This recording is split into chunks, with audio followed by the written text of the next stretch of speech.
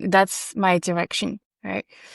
Because so on 101, depending on position, so of course, if you coach and train or do consulting for someone that is a CEO, doesn't have the same impact that if it's a middle manager that has just arrived to Vietnam, right? The people that they're going to impact on in the company is so broad. So I do always value-based, right? On top of that, I must say that I have this.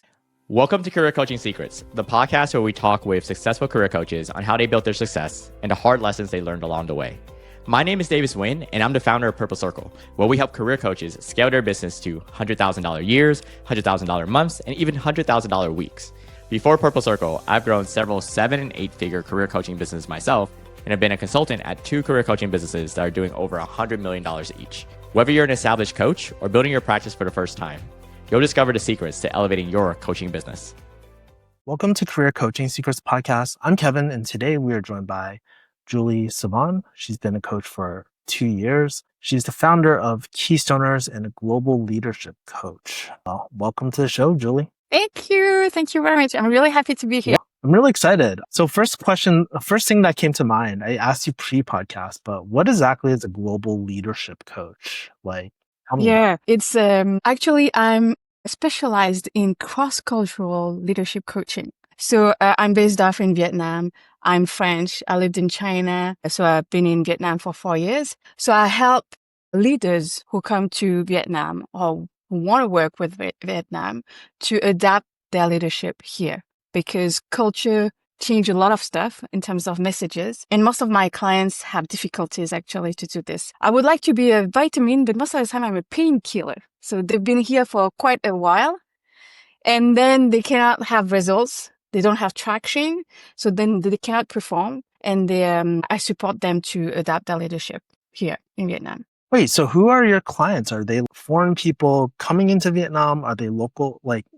Tell me about your ideal client profile. So actually I have different profiles. I have the individual leader who's facing some issues here, reaching out to me to help them.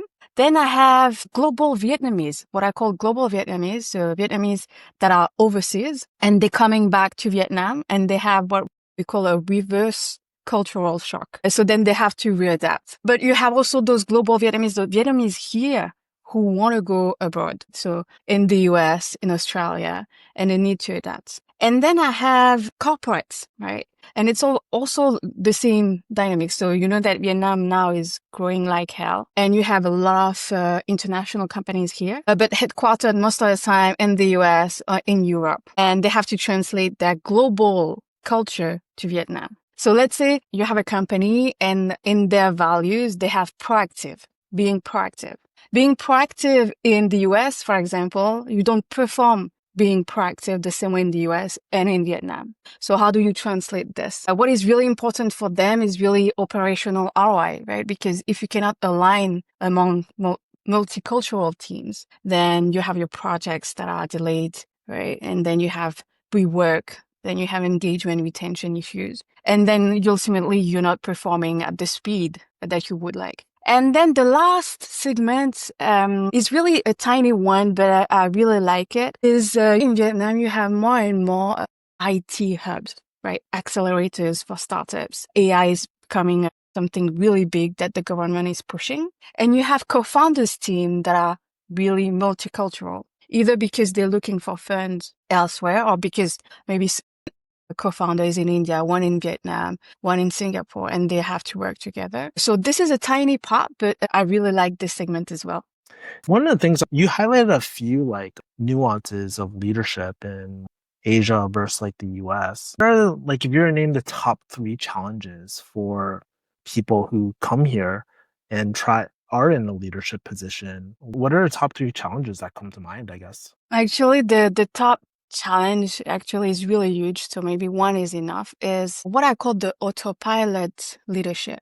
Most of Westerners is a kind of shortcut, but for the podcast, I think let's use this. Of course, for example, German leader doesn't have the same leadership as a French or an American one. But just to simplify here, I'm going to call that Western leadership. So the Western leadership is I come and I deliver at the beginning small wins, right? And then bigger wins. And because I'm delivering, then I'm building trust, right?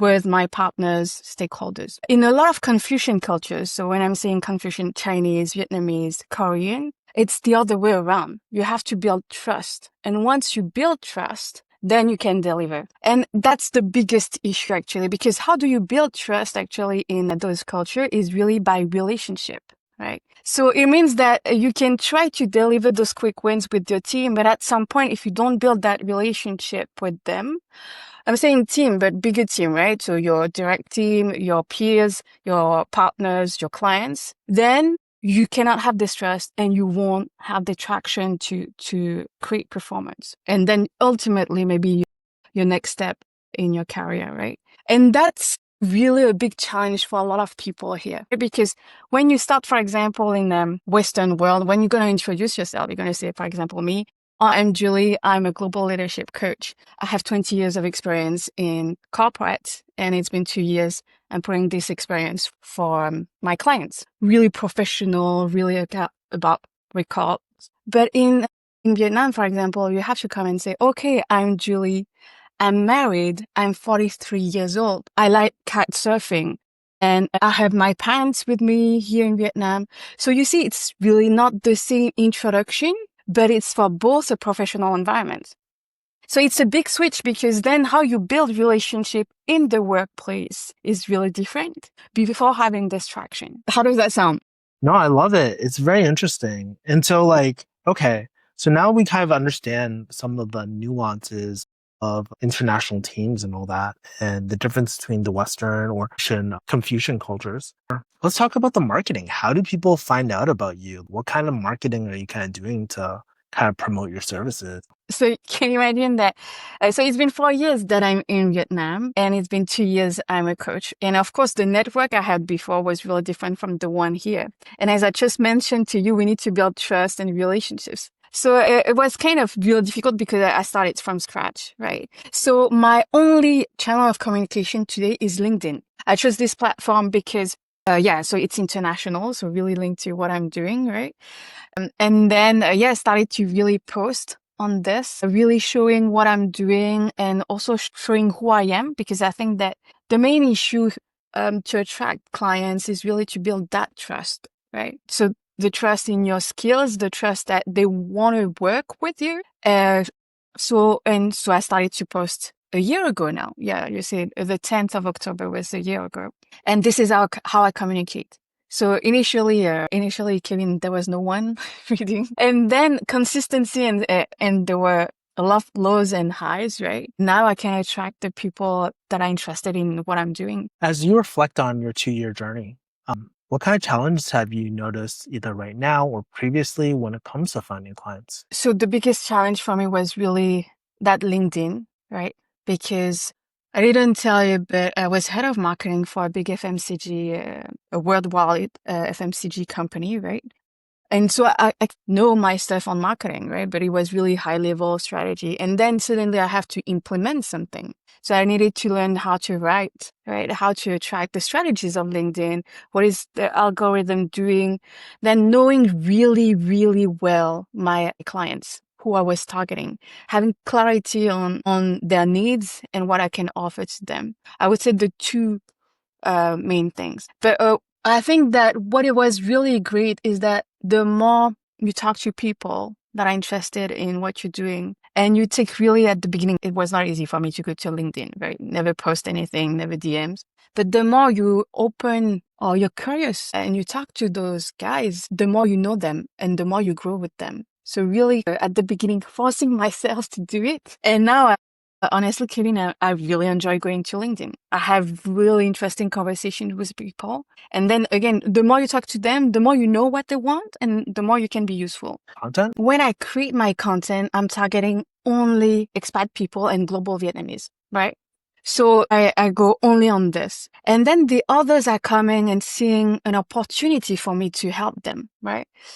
When I say individuals and then B2B, actually, a B2B, they feel actually, I'm not talking to HR people or to culture people or director, but they feel that what I'm sharing with them, it's exactly what is missing in their teams, right? So I'm talking only to one ICP, and then people see that there are some resonance, and then they contact to me. What does a coaching engagement look like for you? Is it mostly like one-on-one coaching, team like coaching and stuff? Like, we'd love to kind of hear what a coaching is like.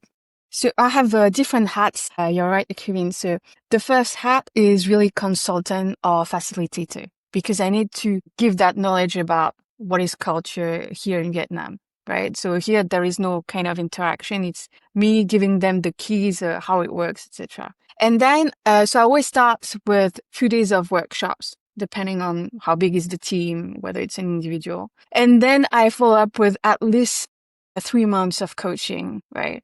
Because once you have the keys and during the workshop, you define what is the best way for the leader to bridge with Vietnamese culture, then they have to implement. And as I told you, like, you go against your autopilot mode. So implementing is not easy. So I give you an example, really cultural, not a leadership. Right? So in China, also it's the case, you don't queue most of the time. So I explained to them why. So then they kind of anchored this.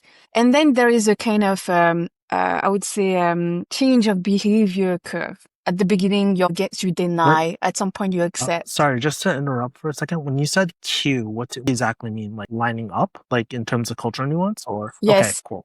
Exactly. Yes. Queuing is really cultural, Yes. Kevin. Yeah, I know. So you'd say in Finland, for example, they queue like 1 or 2 meters apart, right? But here there is no queue. So of course I tell them, for example, in Vietnam, it's because it's linked to Taoism. It's really linked to the flow. So you just follow the flow. So then they get the principle. But then the first time you go out and you see this, there is no queue, as an autopilot and me as a French, you're like, what is happening? How do we do this? Right? So your autopilot is coming. So then you have to kind of integrate the culture and accept it. And then you're going to change your behavior. During the training, we would talk about this, how to train, what is the best way to without erasing yourself. And then next time, maybe they're going to understand. The second time, maybe they're going to implement, but it takes time to change your programming.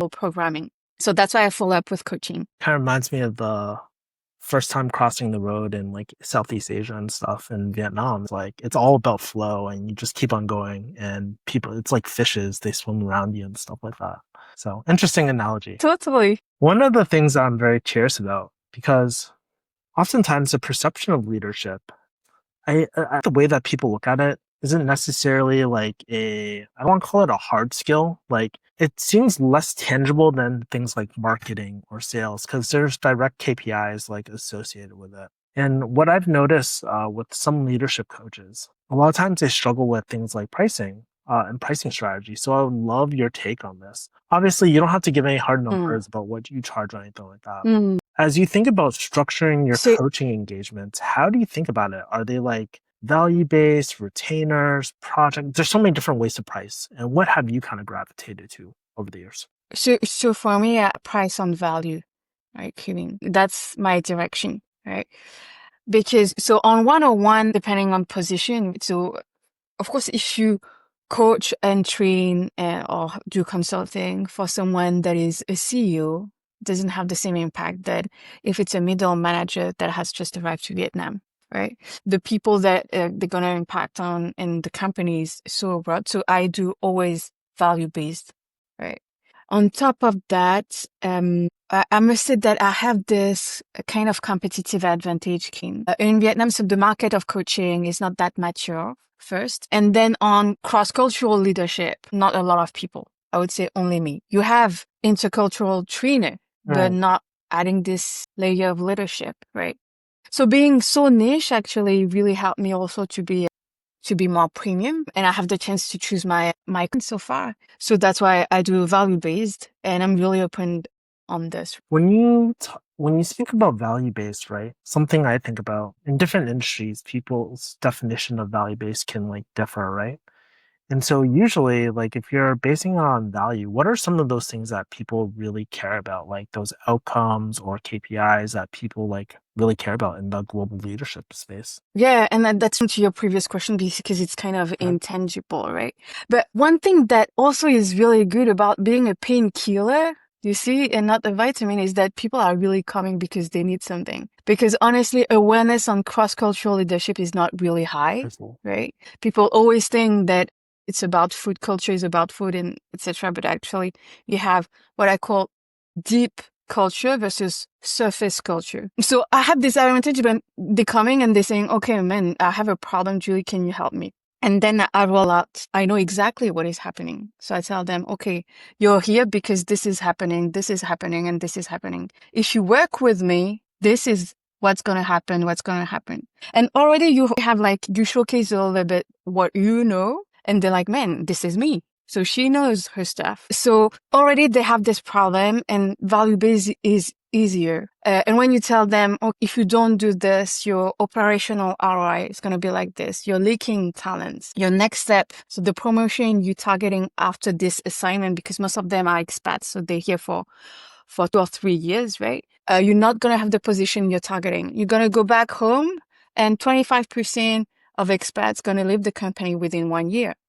You see, I come up with numbers of 40% of expat assignments are failures, right? So then it's easier for me to use this. So I know what is happening, and I can land this on operational ROI and the next career advancement plan.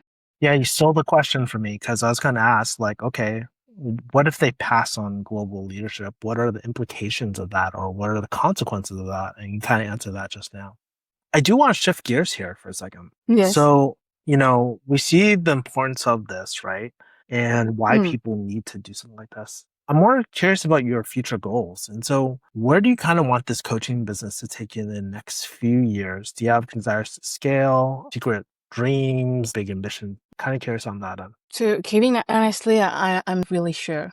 Why? I'm going to tell you why. So I was partner in this big company, top 5 FMCG in the world. And I come from a really humble background, and I had this kind of pressure from family to study and to have this career and etc. And actually what happened 2 years ago is that I discovered that actually I was following the definition of success of others. So I wanted to define mine. And this is how I real coaching. I had my executive coach defining with me or helping me to define what is my definition of success. And I'm so happy today to be by myself, honestly. Being an entrepreneur, doing things rather than being that person doing strategy with big teams and maybe a title and all those stuff. That today I'm really in the present, I think. Before I was more planning and all those stuff. But I would say I'm considering to scale, but I'm enjoying so much the size that I have today, right?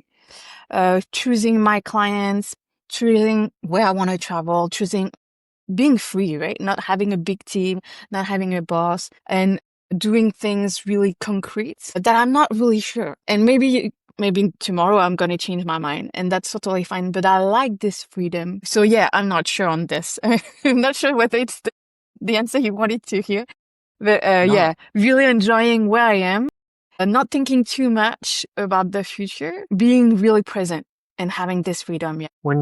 One of the interesting things you said was I'm considering to scale, right? And so I think one of the things I think about when starting a business, right, is now we get to define terms based off our definitions versus other people's terms of definition. And so I guess one of the questions I have for you is how would scaling look like for you, your definition of scale?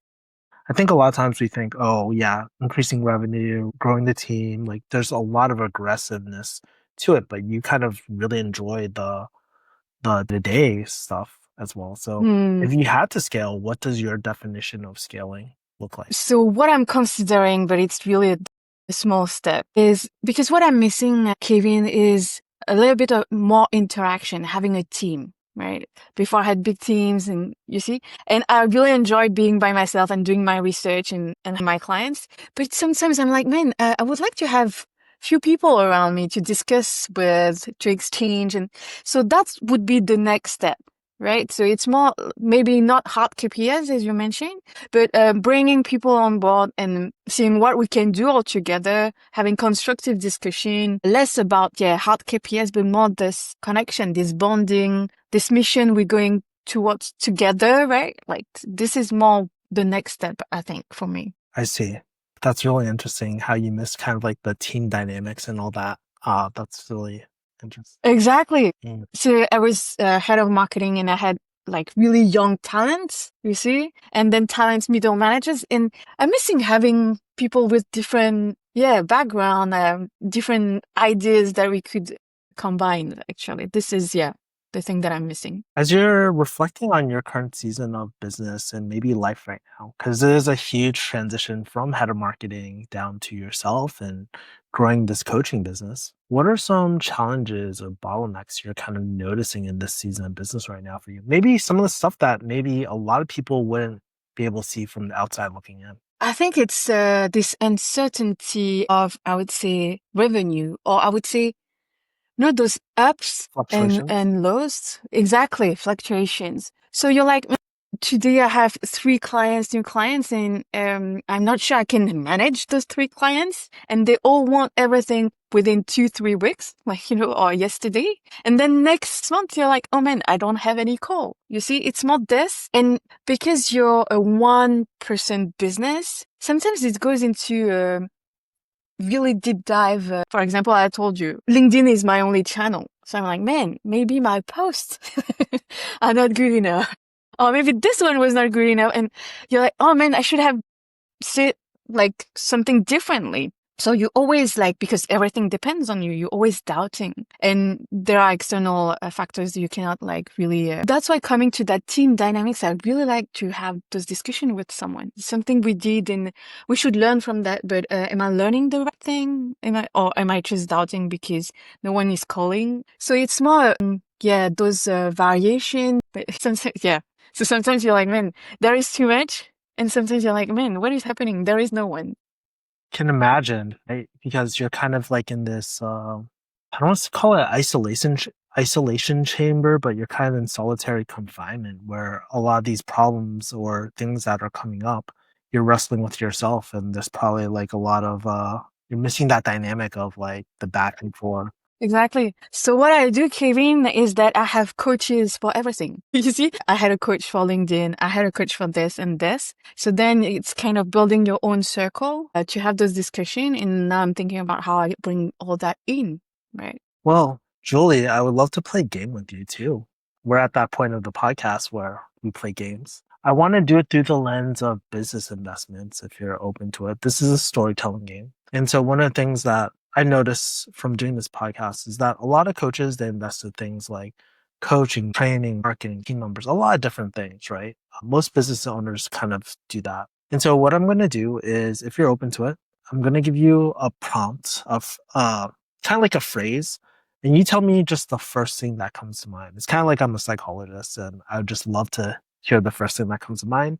Okay. And just Let try to me be as try. specific as possible. These are easy. Specific. Okay. Yeah. Try to be as specific as possible. Okay. There's 4 of them. We'll start off with the first one. First, business investment. You mean related to my coaching business or Could be in in my general. life? It could be general. In general. The first investment I made was actually buying a house for my parents. Ooh. I remember I started my career 2 months in the job and then, went for money to buy this house for my parents. Last business investment you made. My last business investment is really in coaching. My Mm. coach, right? Personal growth is really important. And then I didn't know what to do. So I needed an expert. So that was the last investment I did. Best business investment you made. Whether it was education, MBA, coaching, training, certification, all this, right? I think that's the best investment, best ROI. I see. Okay. Last one. Worst business investment that you kind of wish you got your money back from. I paid, because, I'm also a personal trainer and nutritionist. And I paid a training to, it was how to set a program on well-being and health in general to leverage this. And I paid and it's, I'll say any name, right? But it was really famous influencers and blah, blah, blah. But it doesn't worth the money at all. Really, really investment. Really, really the personal growth investment that I would regret my whole life. What was so bad about it? Yeah, so basically selling kind of methodology that I wanted kind of replicate because I wanted to do holistic, actually holistic coaching for executives. So really starting from leadership so I was looking for a kind of framework to develop this. Well, the market is not mature enough here in Vietnam, but that's another point. But then the framework was sold as premium and blah, blah, blah, but actually was really, I think, branding for that influencer selling this, right? But underneath there was nothing. Yeah, as you reflect on these stories, right? I'm sure certain memories are coming up at different times of your life. I guess how has your decision-making process changed and what to invest in and what not to invest in changed over the years, if at all? I think that I'm in this season where I really prioritize my peace of mind. Before I would be really ambitious and wanted to deliver, maybe forgetting myself in all those stuff. But now when I want to invest, I'm like, does that bring peace of mind? Even when we're talking about, say, scaling at my small level, I really want to have this team dynamics. But does that really bring this peace of mind? Do I really want to live the life I want according to my definition of success? So for example, coming back to my first investment in real estate for my parents, if I had the mindset of today before, I wouldn't have done it. I think real estate is really like a mess, especially in France. You see, so I would really prioritize this peace of mind. Let's move on to the next game. This segment is called Overrated, Underrated. You, as a coach, as a business owner, I'm sure you've gotten a lot of great advice, a lot of bad advice, some solicited advice, and some unsolicited advice. So, 2 questions. What is the most overrated piece of business advice that you've gotten so far? And what's the most underrated piece of business advice that you've gotten? I think underrated is linked to what we said, is how you build trust with anyone in your life, right? Whether it's a business partner, whether it's a friend, whether it's the teacher of your kids, whoever. I think that this is so important, but nobody is talking about this. And I think really it's the new currency. Even in those that era of platforms, right? Like social media, who do you trust? How do you win that trust, right? It's so important. And I think that's the most underrated. Then overrated, there are so many, Kevin. You just open social media and then you have, yeah. And you're right when you're saying unsolicited, right? Because especially as a coach, you don't give advice like this, right? First, you need to know whether people want to have advice, right? Everybody's smart enough to have their own opinions. And so, but I had to name one overrated of so many. I think it's linked to Vietnam, right? And I know that a lot of people think this way, that power is authority, right? So they're saying it's really a lot about hierarchy, right? In the Confucian culture, everybody's kind of placed on the map of network, right? And everybody wants to be at the top, actually. So they all want this kind of power authority. And actually, that's not how you win the hearts of people. Because even in the professional environment, we are really human and driven by emotions. And that's something that is really overrated here, especially in Confucian culture. Yeah, that's really interesting. I've kind of noticed that too, the hierarchy battle to the top and people playing status games. What's been really interesting for me, because I'm a foreigner, right? And so I just get everything played around, but then there's a whole game around, again, it's the reason why we fall in love with stories or characters, or even for me, I'm a martial arts practitioner. We fall in love with the fighter who's the underdog and all that sort of stuff too, those stories. Yeah, there's actually a few, out here in Vietnam, because I train at some MMA gyms out here, but there was a story where this MMA fighter, he barely had even 5 Vietnamese dong in his pocket, barely. And he used to go back and forth from the gym, and then people were really rooting for him. And now he's one of the MMA champions because of that. It's pretty popular. He's from a rural place in the mountains somewhere in Vietnam and stuff. So people do fall in love with those stories too. Julie, last question for you. How can people find and connect with you? LinkedIn. Always on LinkedIn, I told you, right? Yeah, that's my main channel. And you have all my contacts there, email, phone number, everything is on LinkedIn. Some things that really stick out to me. is from this podcast are one, kind of like the nuances of like between cultures and how leadership is perceived differently in Confucian cultures versus like the Western world. And even within the Western world, people how operate in Europe versus like Australia versus the US completely different too. That's my personal experience. But yeah. And then also what's really interesting as well was this, sure, you do global leadership coaching, but it's really the art of like building relationships like that. I see this whole framework throughout the whole conversation too. And then I also really enjoyed our conversation about you didn't say it, but kind of like building this lifestyle business where you're redefining like scale, what scale means to you. And maybe it doesn't mean scaling like to millions and millions of dollars. Maybe it's like building out a team in this next season and stuff. And it's okay not to know the next phase too. I thought that was really interesting. And then how it's the other interesting part is like when you make your investments, peace of mind is a major driving factor. I think that's something that we've all learned from. Julie, I just want to thank you for the work you do and sharing all your Thank you. experience on this podcast as well. So thank you so much, Julie, for coming on. Thank you very much, Kevin.